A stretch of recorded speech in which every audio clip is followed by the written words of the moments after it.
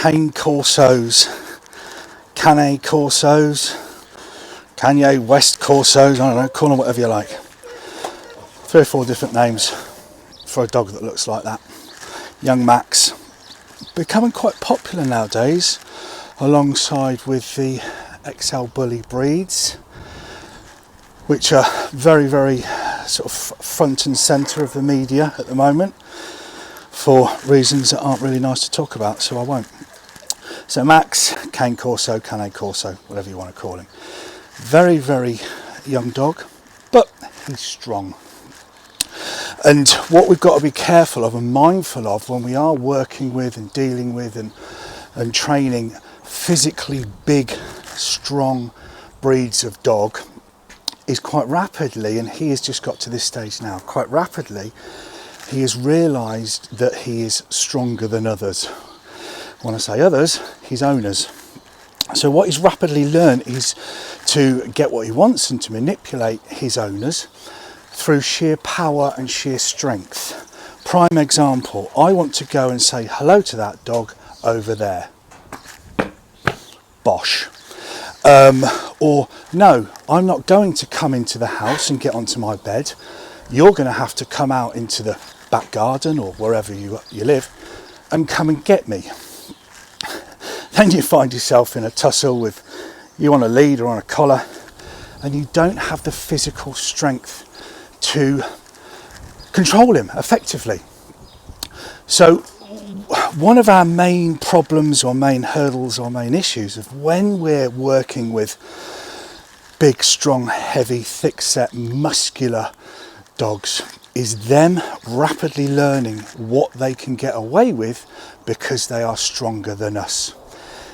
He will always be stronger than me because he's got a lower centre of gravity, he's got 4 legs on the floor, he's got 4 grapple hooks or 4 mechanisms on the floor to be able to pull me wherever I want. But more importantly, he's always going to be quicker than me, he's always going to be sharper than me, and he's always going to be potentially more willing to win that physical battle. Thus, him always getting what he wants, thus him then turning that physical strength into an antisocial or a not best required behaviour. Max, come on buddy, come on, good lad. So believe it or not, he has come in because he's incredibly dog reactive. And as you can probably imagine, we've got 3 or 4 dogs in these kennels here, and he's totally fine. Because the reactivity is done through fun, play, pleasure and games. Hello mate, fancy playing with me?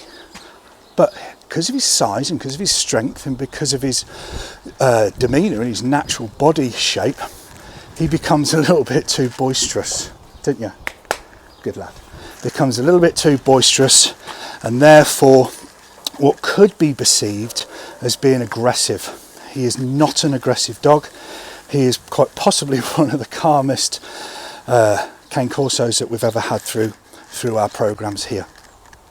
However, because we are training him and we're taking into account his physical size and physical strength, we're talking about lots more luring. Do you know what I mean? We're not in a position to start physically manhandling him.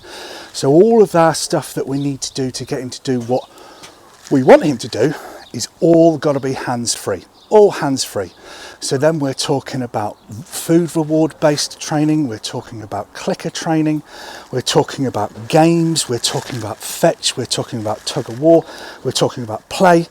So because we cannot rely on our physical intervention to stop him doing what we don't want him to do, we have to think outside the box.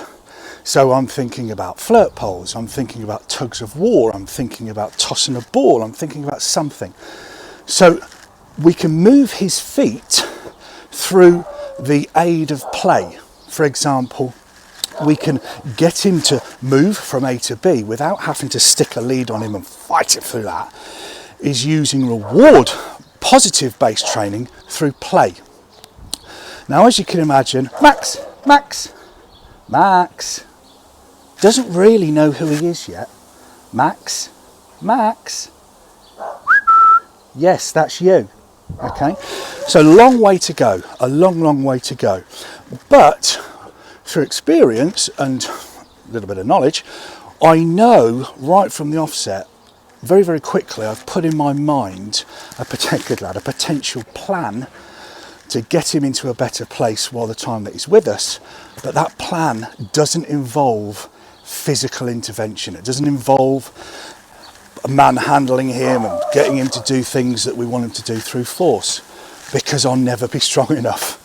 He will always win, he will always be strong enough. So if you are struggling with a big dog or a thick-set muscular breed, just bear in mind of getting them to do what you want them to do without actually touching them in any way.